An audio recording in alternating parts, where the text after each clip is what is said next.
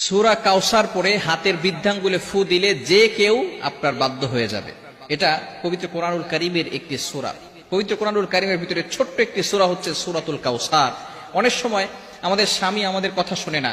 অনেক সময় কিছু মায়েরা কিছু বোনেরা আমাদেরকে ফোন দিয়ে থাকেন, হুজুর আমার স্বামী পরকীয়ায় লিপ্ত হয়েছে, আমার স্বামী বিভিন্ন মেয়েদের সাথে কথা বলে থাকে। অনেক সময় প্রবাসী ভাইরা আছেন, তারা বলেন আমার স্ত্রী আমার কথা শুনে না, আমার স্ত্রী আমার টাকা নিয়ে ফুর্তি করে অন্যদের ছেলেদের সাথে কথা বলে, কিন্তু সে আমার কোনো কথা শুনে না।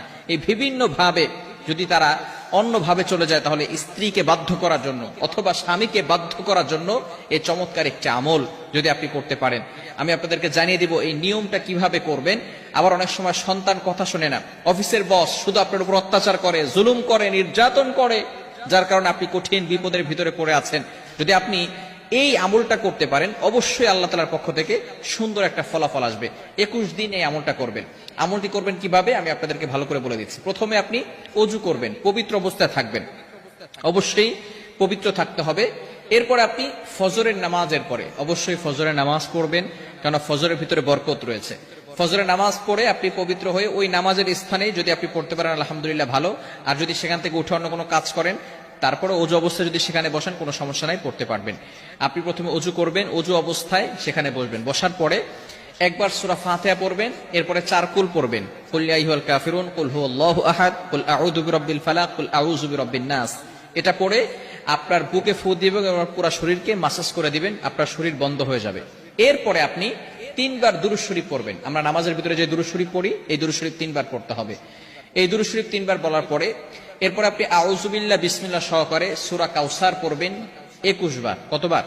সূরা কাউসার 21 বার পড়তে হবে আউযু বিল্লাহ বিসমিল্লাহ সহকারে। 21 বার পড়ার পরে আপনার এই বৃদ্ধাঙ্গুলটা এই যেখানে আমরা করগুনি 1 2 3 একের জায়গায় রেখে এরপর আপনি এটাকে মুষ্টিবদ্ধ করবেন।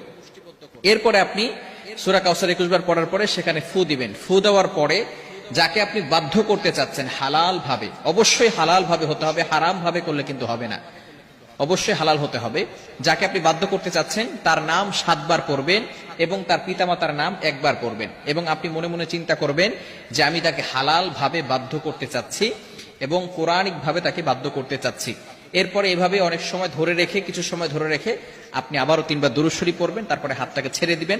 এরপর আপনি আল্লাহ তাআলার কাছে দোয়া করবেন। এই আমল যদি আপনি করতে পারেন ইনশাআল্লাহ 21 দিন টানা আমল যদি করতে পারেন, অবশ্যই আল্লাহ তাআলার পক্ষ থেকে ভালো একটা ফলাফল আসবে। তবে এটা হালাল ভাবে করতে হবে, ইয়াকিনের সাথে করতে হবে। যদি কারো ইয়াকিন না থাকে, কোরআনের প্রতি যদি কারো বিশ্বাস না থাকে, তাহলে কিন্তু কঠিন মুসিবতের ভিতরে পড়ে যাবেন। ইয়াকিন থাকতে হবে কোরআনের প্রতি এবং আল্লাহর প্রতি, যে আল্লাহ তাআলা অবশ্যই আমাকে এই কোরআনের মাধ্যমে সাহায্য করবেন, এবং হালাল পন্থা থাকতে হবে।